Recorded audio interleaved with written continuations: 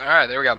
Hello, viewers. My name is Zach Hardy, and this is my USW Wednesday Night Intensity January 4th, 2017 review. It's been about, Jesus Christ, I want to say 6 or 7 months since I made a USW related video, and I thought to myself, you know,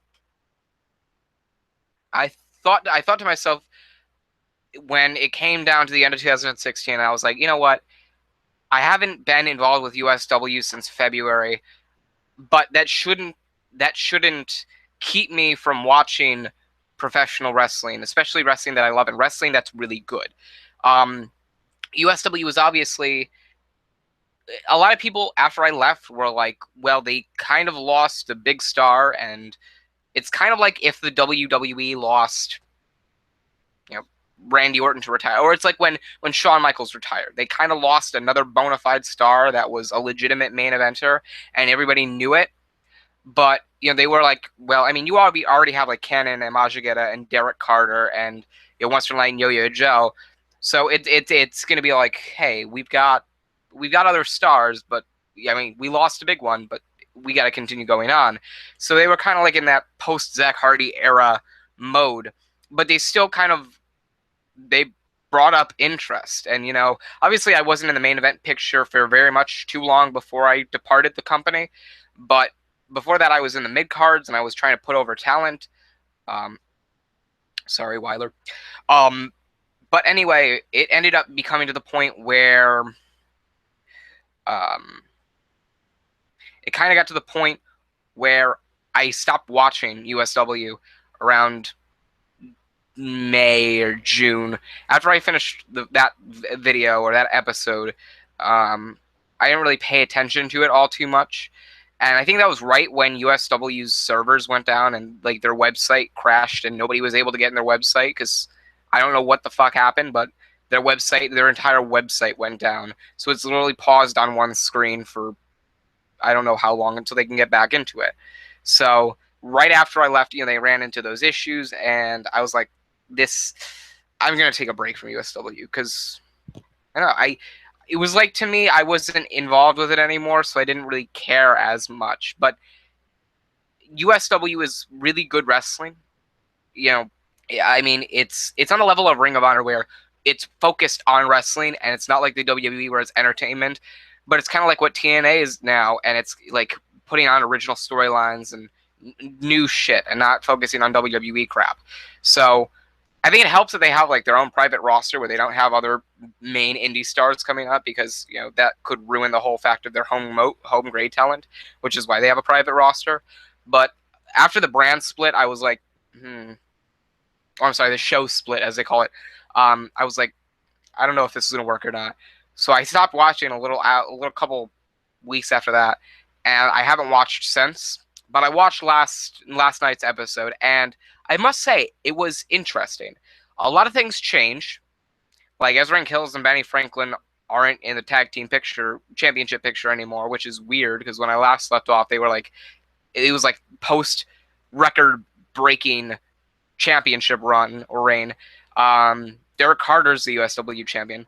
The last time I heard a USW champion was, I think it was Indigo Child. I gotta be careful with that because I keep saying Indigo Reaction, Indigo Child, and that was Bulletproof, and that was only 2 months ago. So I don't know what happened in between that, but Derek Carter ended up doing something, and he won the title. And Samuel North is, I think, the blue belt champion. And I forgot who it was. I think it was Jack Ramsey and Mercury, who are the USW Tag Team Champions. And they changed the title names. So now the Extreme Championship is a Red Belt Championship, which is weird because you had the Blue Belt Championship, which was kind of like the Intercontinental title. Now you have, and then they had the Extreme Championship, which was kind of like the USW Champion. I'm sorry, the US Championship. But now it's the Blue Belt Championship, the Red Belt Championship. So I'm like, what the fuck is going on here? And it looks like the Extreme Championship. It's just on a red strap and it's got like different wording on the plate. I was like, the fuck kind of bullshit is this? So it's Intensity has the USW Championship, the Blue Belt Championship, the Red Belt Championship, and the USW Tag Team Championships. And then Severity has So what I'm guessing at here is Intensity has rank level championship.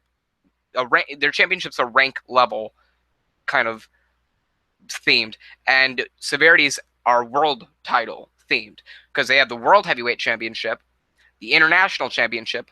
The Cruiserweight Championship is now the Global Championship because the Cruiserweight division went back to the WWE, or the WWE brought back the Cruiserweight division, so they don't want to kind of steal that, even though they had it first.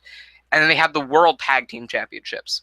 So it's kind of like they have the whole theme of the world, and Intensity has a whole theme of inter-company and inter-promotion. So it's kind of different, and it's kind of interesting. And I think Weiler is the red belt champion. Don't know how the fuck that happened, but it did. I'm pretty sure. Hold on. I'm not sure yet. I'm actually not sure. Let's just get into the review, and I'll talk about USW after that, and especially about the show. All right, so Wednesday Night Intensity, I don't know what number it is. January 4th, 2017, 4 weeks until USW Insanity, which is apparently a dual-branded pay-per-view.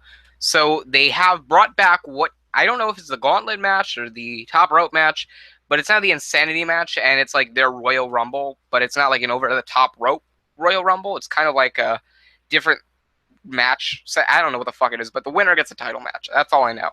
And so they brought back Insanity for a January pay-per-view, and it's dual-branded. So the promo is USW champion Derek Carter opening the show, having an open invitation to a match with him in the night's main event. Ash comes out and answers the challenge. Derek Carter starts questioning him. Ash tells Carter that he's shorter and weaker, but he is still better than him, at least in the ring. And then this prompts Carter to attack, which is countered by Ash, who drives Carter out of the ring. So Ash making a stand at the top of the show against the world champion, which makes me feel like Ash is finally getting a world championship push, which is awesome. Because Ash deserves a lot. He's been an amazing performer. He's been under the radar for the past like 3 years and really deserves a world championship run. You know, the guys that, in my opinion, deserve a world championship run are Ash, Prophecy, Lone Wolf, and Alex Martin. Even though Alex Martin is with George Martin again. So that's an interesting pairing. But I think the opening to the show was kind of like what they usually do with Intensity and usually do with USW shows. The champion comes out, whoever the world champion is, he walks out, cuts a promo, somebody interrupts him, or he just ends the promo and something happens later in the night. But when it comes down to it, what I heard was that Derek Carter and Samuel North ended their feud. Or no, Derek Carter and Indigo Child ended their short feud, which is why he's going against Ash now. So Ash is now the new contender for the world championship. You'll find that out later in the show. But Ash ends up getting this world championship push. At least what people are determining is a world championship push. And it's kind of interesting, and it's kind of funny because Derek Carter just, pretty much he's become like a cowardly heel, but he still defends his championship when it needs, when he's supposed to defend his championship, he doesn't take an easy way out. He fights to the end, but he's a cowardly heel. He won't walk into a fist fight with somebody when it's not in a match. So it's kind of like an interesting little character, and I don't know if you call it a gimmick or not, but it adds an element to the world championship picture and who holds the world championship. So it makes me invested in Derek Carter a little bit more as a character. Last time I checked, Ash was a face, but last time I watched, Ash was a heel. So I don't know what the fuck kind of balances that. Anyway, match number 1 of the night is Morgan Anthony defeating Amor, who, let's be honest, Amor, his one bright spot was teaming with Hernastley in Cased. And you look at those two. No, what was it? Yeah, it was Hernastley and Amor. And you look at those two. Hernastley is now a former world champion. Obviously a former key and case holder. And, well, you also want to look at it in this case. Hernastley is also probably the most over person on the roster. I mean, you look at this from last year, from this point last year in January 2016, Hernastley was still holding the key in case. he was in the mid card. He was sometimes on the TV on the shows, and now he's the top guy on Severity. I don't fucking know how that happened, but Severity is obviously the better of two shows because they make new stars. But Amor's just gotten the brunt of bullshit, so now he's kind of become a glorified jobber, even though he deserves so much more because he's really good in the ring. After the match, Morgan Anthony calls out Sammy North for apparently what it was the third week in a row to no answer again. So he's calling out Samuel North, who has the blue belt championship, and I guess Samuel North is taking this thing where he's not coming out to Morgan Anthony's request. He's going to walk out and show up when it's convenient for him, which kind of adds implement to his character, and it's kind of interesting. So yeah. After that, there's an interview in the rafters with Red Belt Champion. It's so weird to say that. Red Belt Champion Weiler. And he pretty much just talks and bullshit and muttering. It's kind of weird. But, I mean, I assume if you were to, like, take it all apart and put it into, or try to take it apart and read it piece by piece, it'd make more sense. But other than that, it's kind of like, well, okay, Weiler, just do you, man. So after that, there's another match. It's James and Ajax. James beats Ajax, and after the match, Duane Porter, who is apparently a heel, calls out James for being a weak peasant, and he talks about his accomplishments and lists James' failures. James spits back at Porter and says that he could never get the job done at Call to Greatness. Porter lashes back with, I lasted longer with Dustin Raymond in the main event than you did with Otis Crane in the kickoff match. And it was, you just heard the guys in the crowd at USW's Matthew J. Casey Coliseum, and you just heard them go, and it was like, it went from James talking about Call to Greatness, and everybody went, ooh, how you gonna respond? And then Duane Porter lashed back, and they went, okay. So, and everybody knows when it comes down to the kickoff match, it's like the exact opposite of the main event. It's the start out of the show because it's going to be a good match, but it's the least cared about on the card, which is why it opens the show. And yeah, Duane Porter.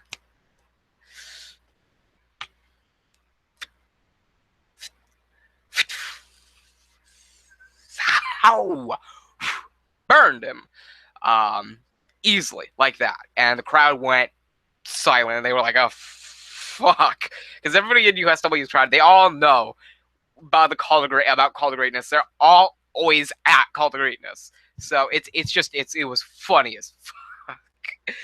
Anyway, yeah, that's that. The third match was, it was the USW Tag Team Champions Jack Ramsey and Austin Cole, defeating Andrew Morris and Andrew Palmer. And yeah, after that, Cannon walks out and cuts a promo on how his goal for the new year is going to be win the Insanity match at Insanity to earn a shot at whatever championship he wants, which means I guess if somebody from Intensity wins, they don't have to compete for the USW title, they can compete for the world title. And if somebody from Severity wins, they can compete for the USW title instead of the world title, which means I think the winner of the Insanity match can technically switch brands. Which means I'm kind of hoping it's Cannon that wins because I want to see Cannon on Severity. Cannon just belongs on Severity. I mean, it would make good fit because they talk about Raw being the red show and Raw being the red brand and SmackDown being the blue brand. Intensity is the orange brand and Severity is the green brand.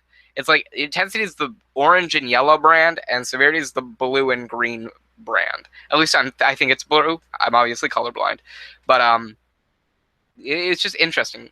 So he instigates that no one is going to step in the way of his heartfelt determination, and then Alexander Rotten walks out and lights Cannon up by telling him that it's time for the new guys to have a swing at the top title. Cannon and Rotten go back and forth with talking back and forth about careers and the Insanity match and how they have it need to win before matches set up between the two of them for up next. And then that goes into the fourth match, which is Cannon defeating Alexander Rotten by disqualification. After he hits Cannon with a chair, he brings it out from the bottom, from underneath the ring, and when Cannon goes to pull him back in, going through the ropes, he smacks him over the face, over the top of the head with chair. The ref calls it a disqualification. Cannon wins, but then he just continuously beats him with the chair, adds insult to injury, and kind of tries to weaken him. Then stands over him with a feeling of accomplishment. So this is starting an Alexander Rotten and Cannon feud, which makes me believe that Cannon nor Alexander Rotten is going to win, even though they both should win. Alexander Rotten was probably one of my favorite USW champions ever. You know, you had me. I was USW champion. Cannon was the USW champion. Majigeta was the USW champion. Derek Carter was the USW champion. I think Alexander Rotten was one of the top 5 USW champions. He's had 2 reigns. His second reign was the best, though. So yeah, I think this is kind of interesting. I hope that kind of leads to a spot between the two of them in the Insanity match. That should be interesting. And then they go to the 5th match, which is the main event, and Ash beats Derek Carter, the USW champion, by countout.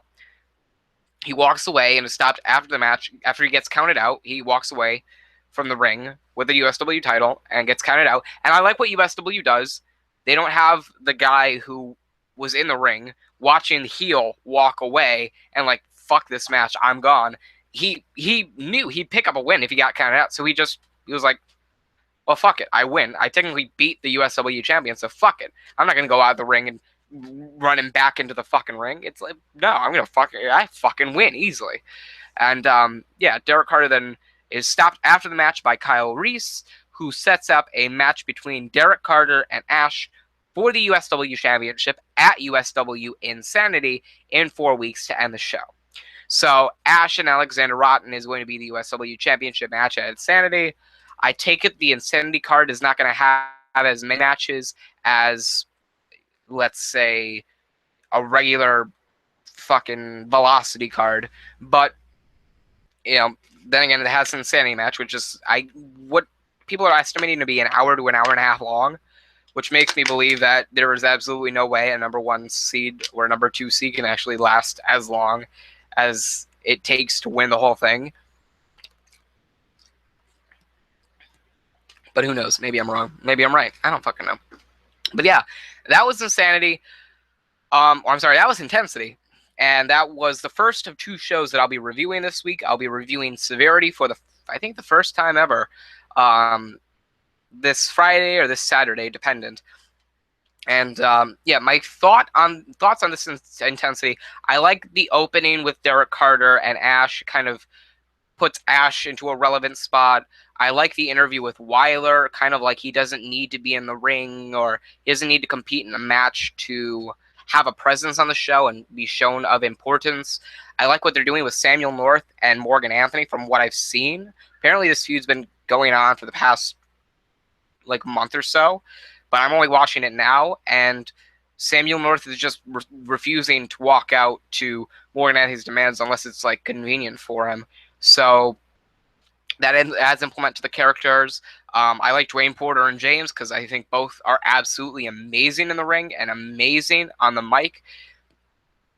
And they were always really good in the ring against each other and even teaming with each other. They were always a great fit. And I like seeing what Duane Porter can do as a heel because he's never been a heel. He's always been the face. So it's interesting to see these new dimensions. Obviously, as I said, Severity is the better show from what I watched last year. I never reviewed it because I never really had a chance on Saturdays.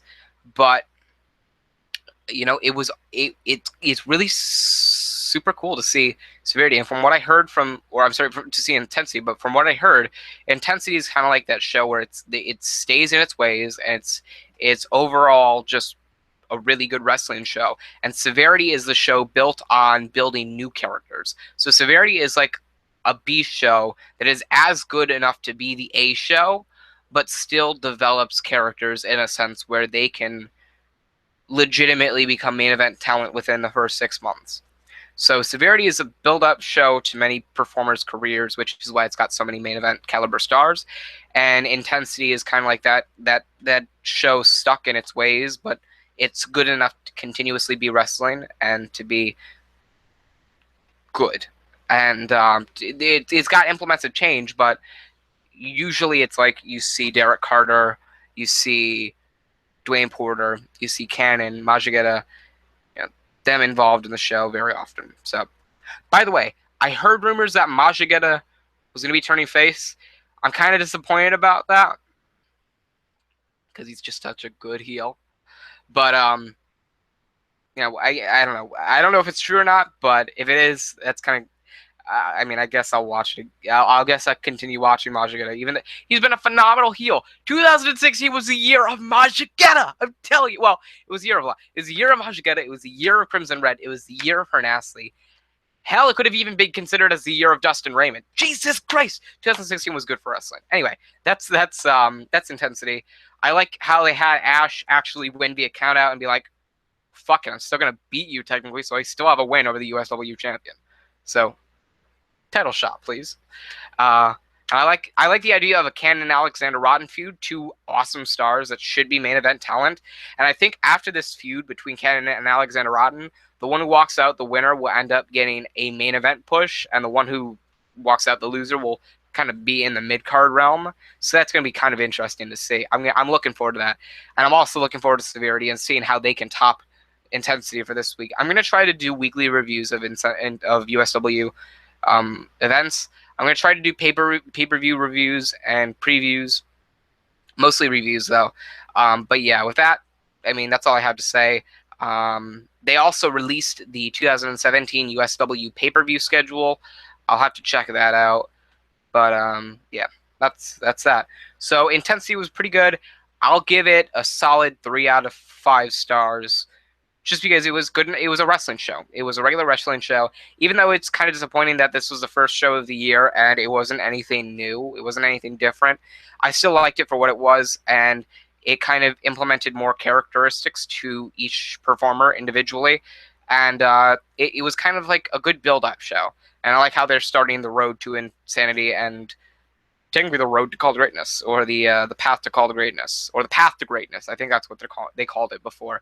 So I don't know if they're still calling it the path to greatness, but I like how they're implementing and winding these roads. So it's going to be interesting to see. And yeah, Call to Greatness, end of April. That's what we're looking at. That's our WrestleMania. So yeah, I'll definitely be reviewing Call to Greatness. So that should be interesting. With that being said, thank you guys for watching. I sincerely hope you enjoyed. Again, follow my Instagram account, or Unitard's Instagram account, at Unitards, at UNITARDZZ. It's down below. You can follow it there, get behind the scenes pictures and videos and shit, and I'll talk to you over Instagram's comment section, and sometimes I'll even IG live if I have enough people to watch. And yeah, so that's all I have for now. Thank you guys for watching. I hope you enjoyed, and like, comment, and subscribe for more. I'm Zach Hardy, signing off.